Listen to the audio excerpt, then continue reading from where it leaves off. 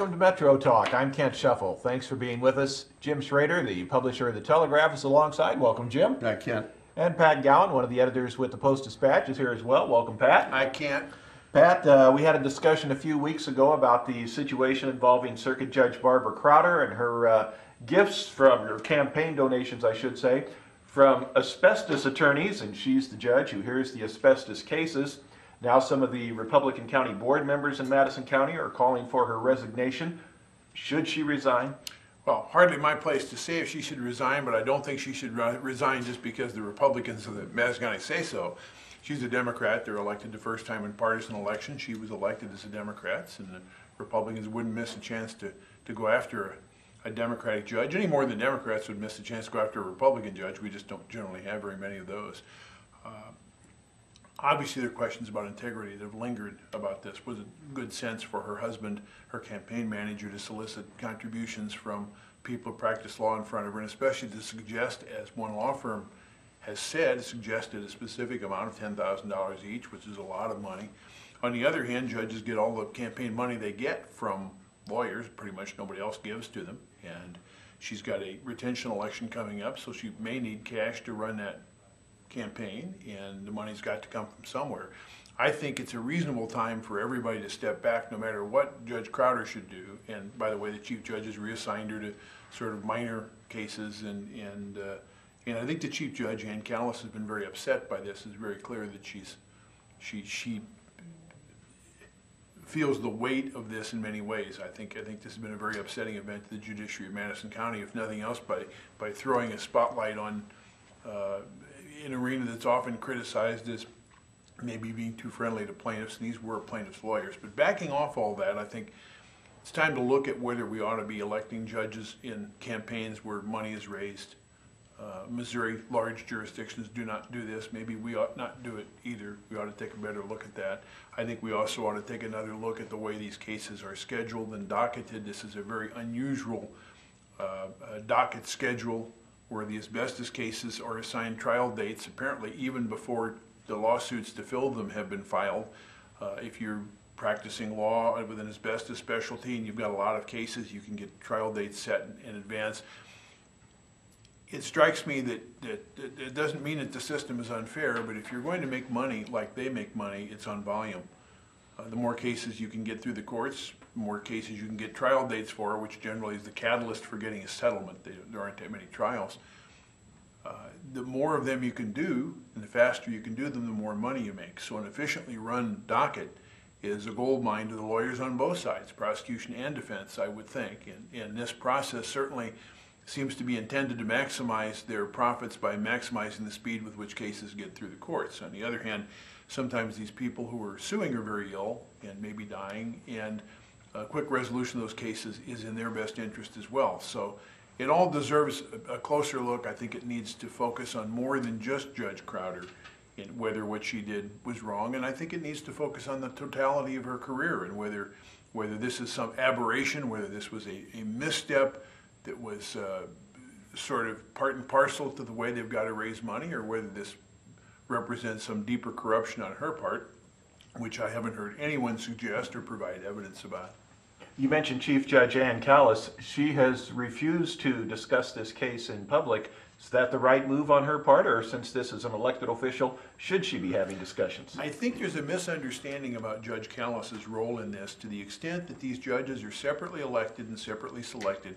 Judge Callis has power to assign judges to various assignments, whether you're criminal, civil, misdemeanor, whether you're hearing the asbestos docket, and I think Judge Crowder was picked by Judge Callis to handle the asbestos docket, which I have no idea, but I would guess with Judge Callis's awareness that this thing is sort of a powder keg, and that Judge Crowder had a good reputation for honesty and being forthright, and that this was maybe the safe thing to do. Again, I'm making some supposition on what Judge Callis would have thought. And she's indicated that she's been disillusioned somewhat by what happened here, but I think one of her concerns reasonably would be that people think she's got more power over this than she has. It was up to Judge Crowder to set that docket. She was running a docket that was not set up by her, but I guess it worked pretty efficiently, so she kept it. But I think an individual judge has a lot more autonomy than you might think. You work under the guidance of a chief judge for some administrative things, but the chief judge isn't exactly the boss. And if that's misunderstood, then Judge Callis stands to be blamed for more probably than she deserves. Jim, Circuit Judge Barbara Crowder is now being, or the Republicans on the Madison County Board are now calling for her resignation as a result of accepting funds from asbestos attorneys. Should she resign? Well, the key there is, number one, it's the Madison County Board, which has no say-so over the judiciary in Madison County whatsoever. And secondly, it's the Republican members of that board, which certainly have no say over the judiciary of Madison County. You add the two together and it's purely political fodder. This is something that the Republican members of the Madison County Board are using to try to embarrass the Democrats in a move to regain or to unseat a sitting Democrat of any kind. Not necessarily one on the board. In this particular case, it's a sitting judge, but the Republican members feel like if they could get her to step down or embarrass the court into that they would be then well placed to get a Republican judge elected to that position. Two dots that are not necessarily connected, but that's something that politicians are going to try to make hay on. My feelings remain as they did at the time, that this was just a case of absolute bad timing. The timing in this was horrible, and it looks horrible, certainly to people from the outside. But as Pat pointed out, under the present system, our judges are elected and they have to run for retention. Therefore, they have campaign expenses that they have to raise money for, but they're not allowed to particularly politic. The people most likely to support the retention of a judge are lawyers. Those are the ones that are most likely to make campaign donations to lawyers or to judges they perceive as being quality judges that can do a good job. I just think that the timing that it fell within 5 days looked bad. Had this happened where there was a 3-month lag or a 5-month lag, would we be sitting here talking about it? I suspect not. I also suspect that this is not, well, not suspect, but I know that this is not the first sitting judge that got campaign donations from the firms that we're talking about that donated to Judge Crowder.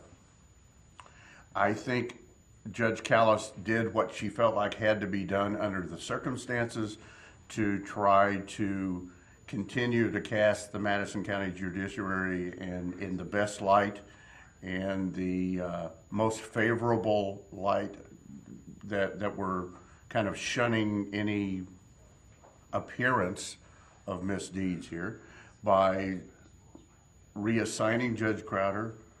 She did what she had to do that was in the best interest of the judiciary. I understand why the Republican board members are doing what they're doing, but everyone should understand that it's absolutely politics and they have no sway, nor does Alan Dunstan, who happens to be a Democrat, the chair of the Madison County Board, have any sway over the judiciary either. I think this was a case of bad timing. I know Judge Crowder. I think she is forthright.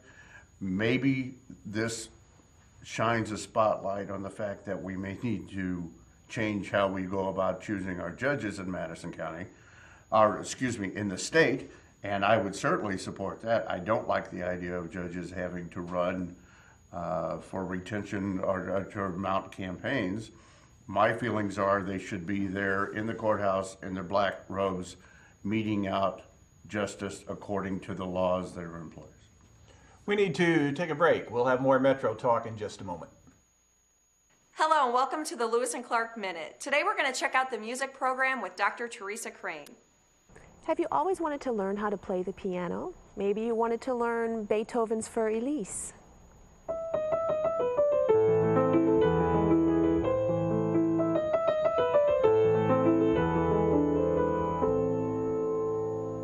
Or maybe you like a more popular style like Jim Brickman.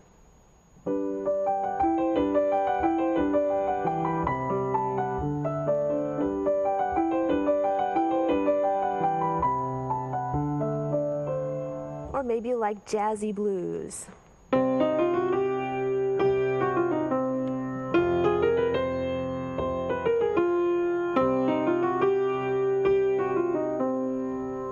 You can learn all this and more right here at Lewis and Clark Community College. This has been your Lewis and Clark Minute.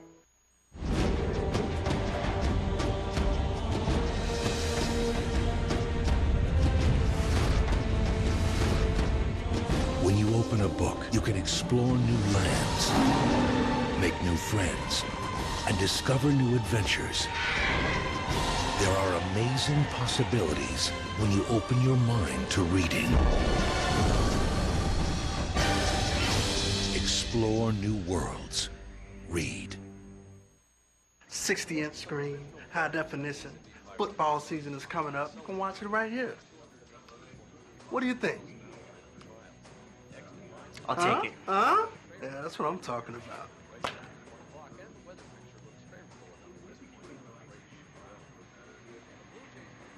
You're right. I don't need it.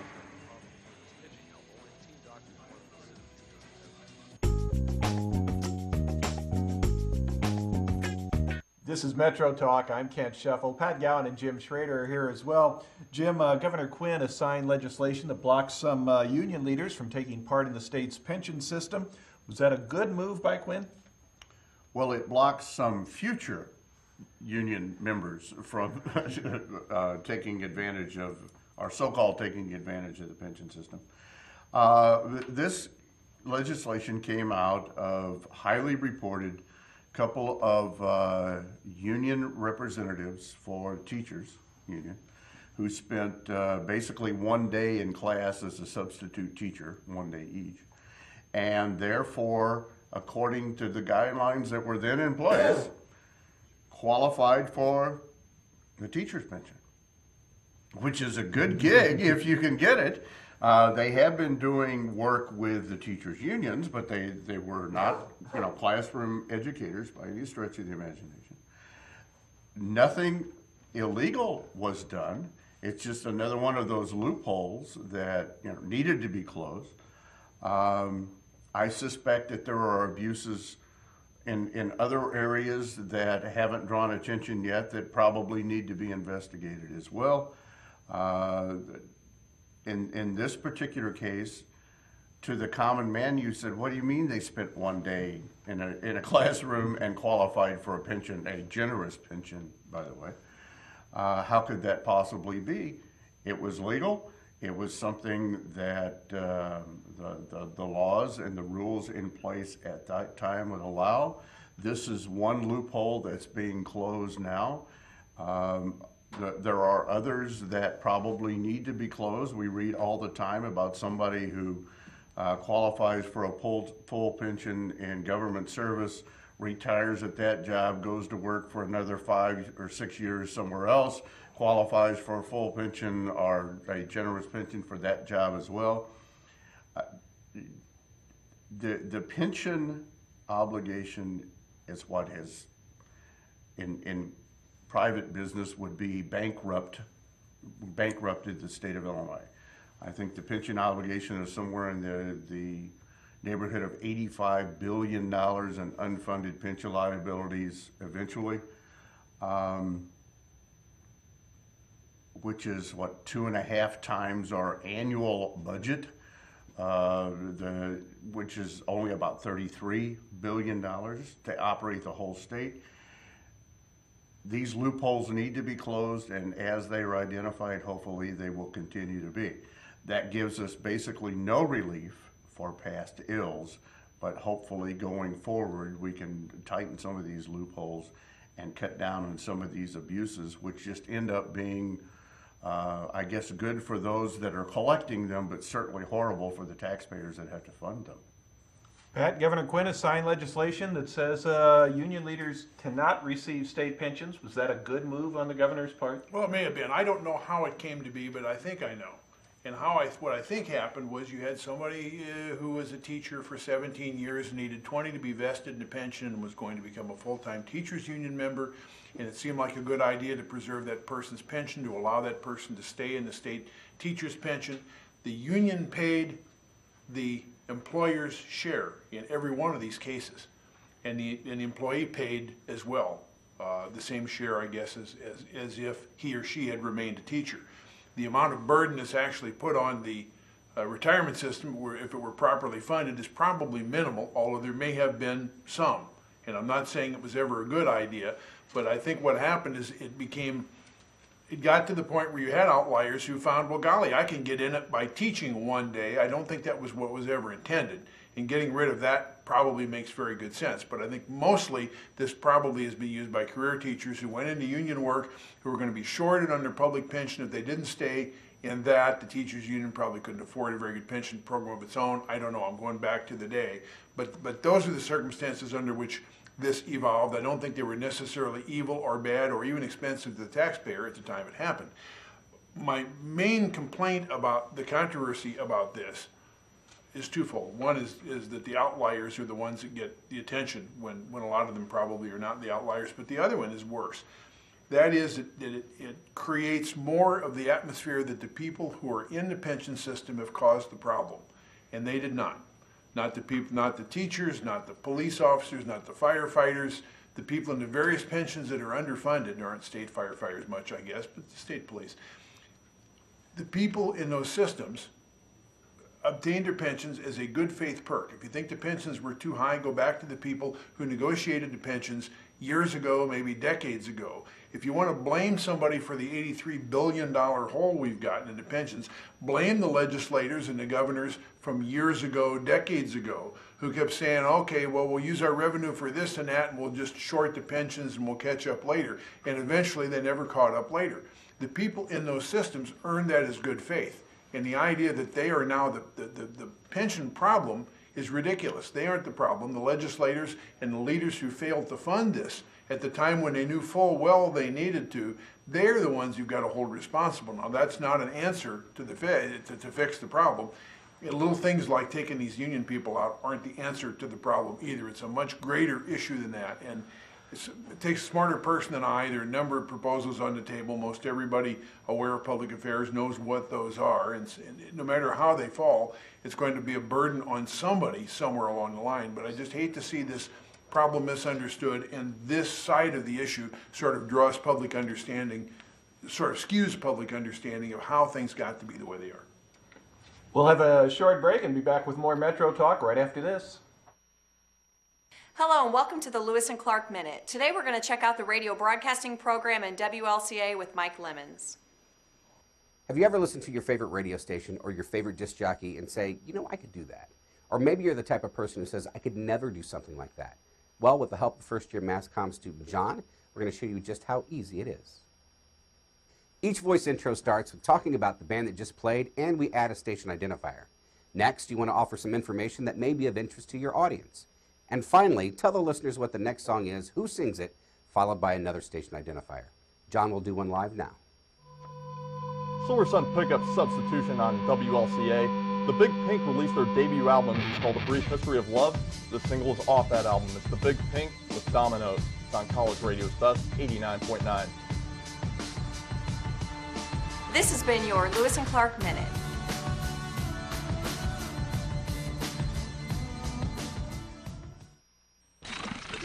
What's that? I don't know. Something I kind of made. Ooh, what's it do? What do I do? Well, thanks for asking. I ring my bell and I like to dance. What do I do? Well, thanks for asking. Ow! Yeah, it still needs a little work. anything's possible. Keep thinking. Get started on your own inventions or just play some games at inventnow.org. Sounds like you could use some Van Gogurt. It's fortified with arch-rich nutrients to improve your math and reading skills. Catch! Van Gogurt, thanks. So what's the deal with your ear? Always with the ear, huh? Feed your kids the arts. For 10 simple ways to learn how, visit AmericansForTheArts.org.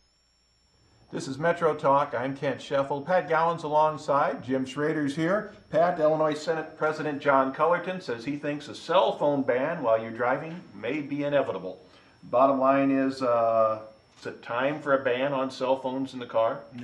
No, I don't think so, and I don't think you'll ever get enough traction to put it forth. Are cell phones a distraction in an automobile? Absolutely. Would it make sense to have a rule that says you've got to use a hands-free device? Maybe that makes good sense too. I don't have any quarrel with that. But I have seen people, I have personally witnessed people driving while reading a map. We need a law against that. Brushing their hair?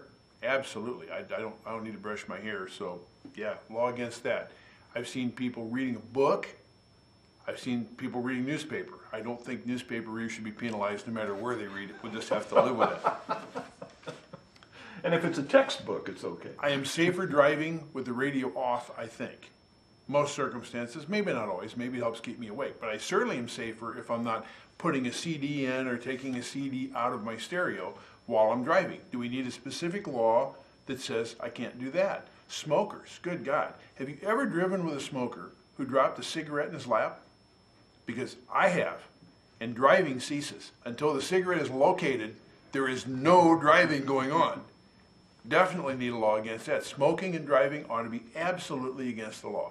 Or should we just have a law against the consequence? If someone's driving recklessly, you've got a law against it, enforce it.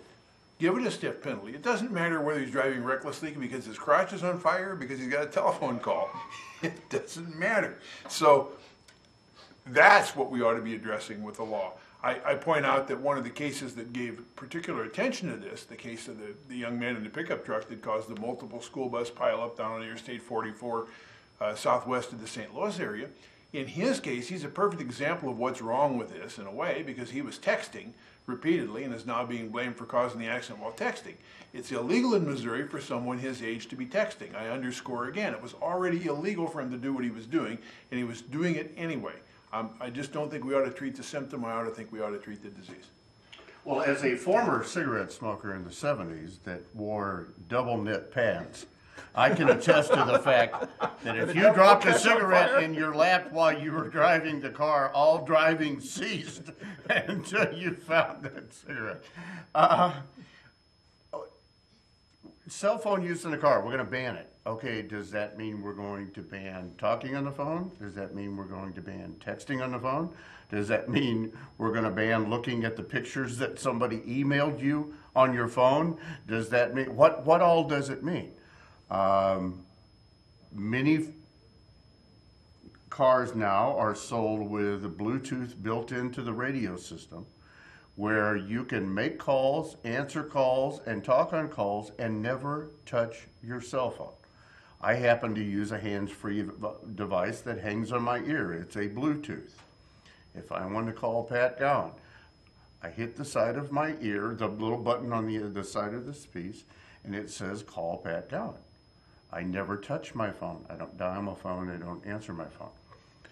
I saw an advertisement last night on television for a car, and I don't remember what type of car it was, but this guy is texting through the speaker system in his car, and two police officers drive up, one on each side of him, and he stops talking until the police officers drive off. And the point of the advertisement is you can continue to text through voice and nobody will know because you're talking through your car. How does a police officer know if I'm talking on my phone, if I'm texting voice, speech to text, or I'm singing with the radio? I mean, how would you even enforce? That ought to be illegal. Well, that's true. But how would you even enforce some of these calls? are some of these bans. Texting and driving is, well, as we've said before on the show, I can't do it anyway because I don't wear my glasses to drive, and I can't read the text on my phone without glasses. So right there, I can't text and drive. But we already have laws in place for distracted driving, that somebody can be pulled over because they're distracted, they're weaving, or whatever. The officer has just cause to pull you over right now, and it doesn't matter what law you happen to be breaking. If breaking any law, you're just driving distracted, and that in and of itself is sufficient for a traffic stop. This is more feel-good legislation on the heels of people getting hurt, but it's unenforceable. I just don't know how any way in the world you could stop somebody any more than you're going to stop people from smoking in their cars or changing CDs or changing the radio station or, you know, fiddling with something in their console. It's unenforceable. There are people who like the phrase, you can't fix stupid. Well, you know, you can't outlaw stupid either. Pat, Governor Quinn has released a 3-year budget projection. It says that we're going to have an $800 million deficit in 2015. Is there anything we can do to correct this? Should we just be planning on a bigger budget problem? Will the lawmakers take action? It doesn't register anymore. 800 million, 5 billion, 83 billion, the numbers are all floating out there in the ether. I pay attention to these things for part of my work, but even I'm beginning to lose my grasp on all these things and what they mean. Ultimately, any rational person, I think, realizes that without an enormous tax increase that's not going to be palatable to the politicians or the public, the only way out of this mess is a general economic recovery, so that you put less demand on the tax dollars and you put more tax dollars in the state treasury with a recovered economy. And however long that takes to happen is how long it's going to take, and then some recovery time in order to put the state's budget back in shape. Now, I don't know what assumptions go into 2015. Maybe things will be better than we think in 2015. Maybe it won't be that bad. Maybe it'll be worse. I don't think there's any way to know. But right now, we are a state among many states that are they're all simply treading water. And given the bond rating that Illinois has, now the worst among the states, I guess we're riding a little lower in the water than an awful lot of them. But cut where you can and enforce what you can, cut waste where you can, and tread water, I think, is going to be the mantra for state government for some years to come. Well, and we've already demonstrated that the politicians can't live with the tax increases that they've already passed, which went into effect a year ago. We're in January. And we raised the corporate income tax rate, we raised the personal income tax rate. We're already rolling some of those back for big corporations. And Governor Pat Quinn yesterday signed an earned income tax credit for the low wage earners in the state that gives them back as well. So the only way we're going to dig out is a huge tax increase. That's going to do it for this round of Metro Talk. Thanks for being with us. I'm Kent Scheffel. Pat Gowan, one of the editors with the Post-Dispatch, has been here, along with Jim Schrader, the publisher of the Telegraph. We'll see you next time.